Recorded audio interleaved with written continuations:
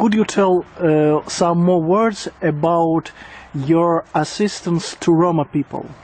Look, let's say it's a big problem. Let's say this type of the things basically you can't change overnight. What's happening in the Czech Republic? It's happening that basically during the communist time, let's say the Roma population has been first.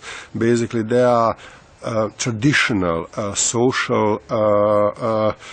social relations has been destroyed by the forceful resettlement, let's say from some part of the country to another part of the country. Then let's say most of them have been concentrated in this old Soviet type of the big industry as let's say paid but uneducated workforce. Let's say after the change, let's say exactly this type of the economy has gone through the significant restructuralization, and suddenly those people lost the jobs.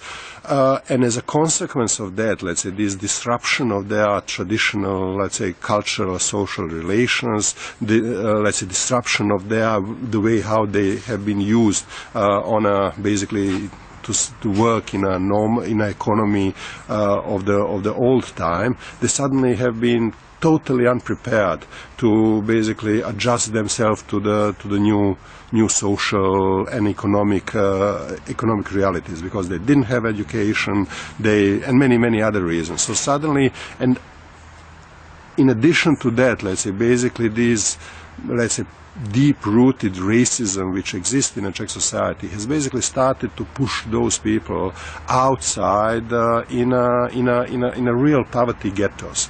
So in some places it's just two houses in a city where basically all Romas have been moved by the local authorities. In some places it's a whole parts of the city where you suddenly have basically almost nobody work there. Children don't go to the school. It's a big families. There is a lot of drugs, a lot of prostitution, a lot of small crime, a lot of local mafia within those structures, and basically state without, let's say, wanting to take care about that. And it's a hell, let's say, when you are a young person born in such social environment, let's say, you don't have a chance, let's say. And when you are a family who fall in a such trap, you don't really by yourself have a chance to get out. So what we do, we basically on a very individual basis, let's say, work with individual families who want to make a change in their life. Let's say not all families, let's say, have a capacity or will, let's say, to make a high. It's not easy for those people, let's say, to adjust for change. It's not easy to bring those kids to the school, and not only just to bring them, but to get them really regularly go to the school and so on and so on. So our social field workers work with them on a very individual basis, let's say, and help them in many different ways.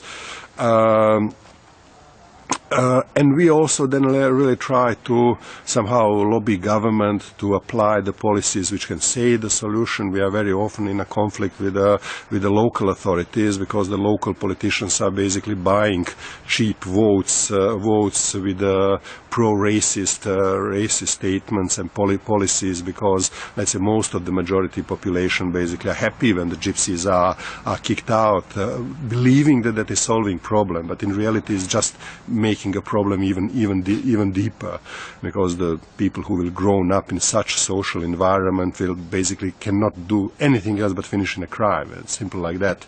And then it's a far bigger, let's say, cost for the society, because if you just compare how much does it cost to educate one child and how much it costs to keep that child in a prison, let's say it's 10 times more expensive, let's say, to basically keep those person in a prison instead of, let's say, during his youth invest in his or her education.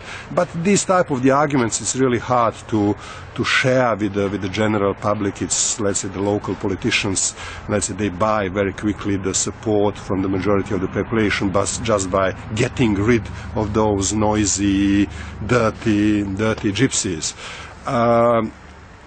And so we also, let's say, are engaged a lot in a different anti-racist campaigns, let's say, because the neo-Nazi groups in the Czech Republic, similar like here, are becoming, let's say, more aggressive, bigger in numbers, better organized, and in a certain way smarter.